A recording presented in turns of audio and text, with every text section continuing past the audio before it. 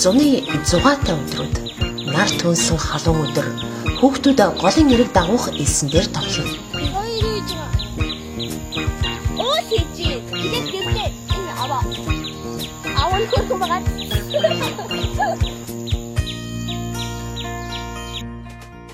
Харин өсвөрийн аврагч хүү болд тоглох завгүй.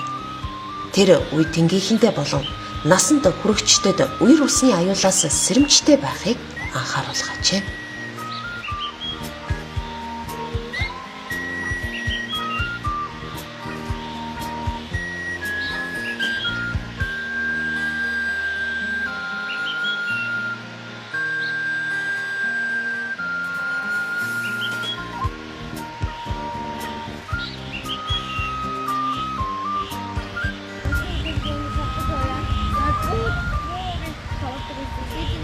Сайн байцгаана уу? Сайн байна уу? Би өсвөрийн аврагч клубын гишүүн байгаамаа. Хүүхдүүдэд та нар үер усны аюулаас урьдчилан сэргийлээрэй. Хаас үер гэв үү? Өчтөр яг өнөөдөр шиг юм халуун байж байгаа. Гинт бороо орж манай энэ аягийн айлууд үер тавцсан. Тийм манайх ч бас үер төрсөн. Хүүхдүүдээ өсвөрийн аврагч клубдээ заасан үерийн төслүүдээс би танад хэлж өгье.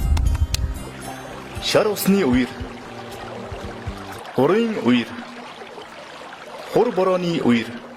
Өсвөрийн аврагч хаа. Үер усны аюулаас яаж урьдчилан сэргийлэх ёстой юм болоо? Миний дүүнэр анхаарч одоо хэдүүлээ. Энэ хэлсэн дээр бага хэмжээний тусалт хийж үзье. Тэгээ.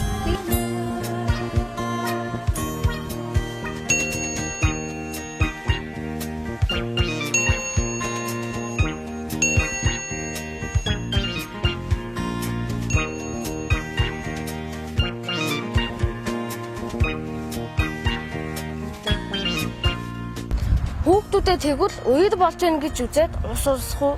Тэгээ.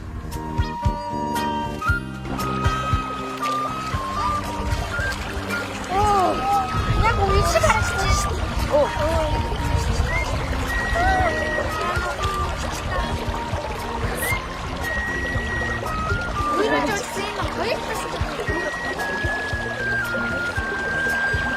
Хүүхдүүдээ гэр хашаа байшингаан урсгахгүй тулд ямар арга хэмжээ авах шаардлагатай вэ? Уус урсгах газрыг чөлөөтэй болох хэрэгтэй байна те. Одоо тэгвэл бүгдээрээ гуу жалгаа цэвэрлэе.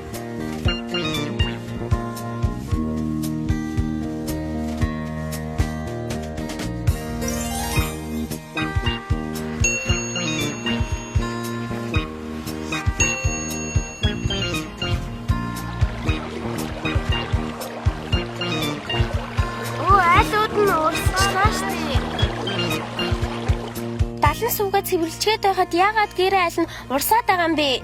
Энэ айлууд үерийн аман дээр бууцсан байж тээ. Тэгэхээр энэ айлуудыг яах ёстой вэ? Айлуудыг нүлгээд аюулгүй газар аваачих хэрэгтэй юм байна штэ. Яг зөв.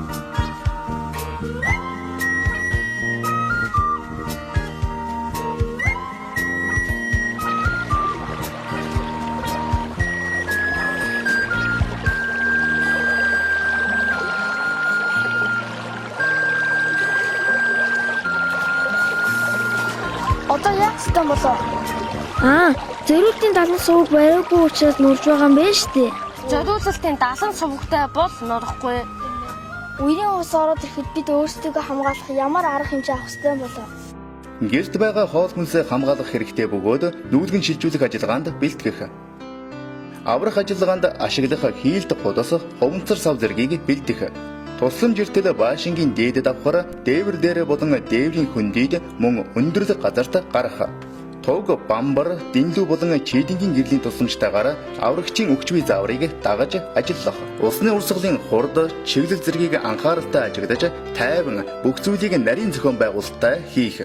Тэгвэл хэдүүлээ дахин нэг тусалт хийж үзье. Тэгээ.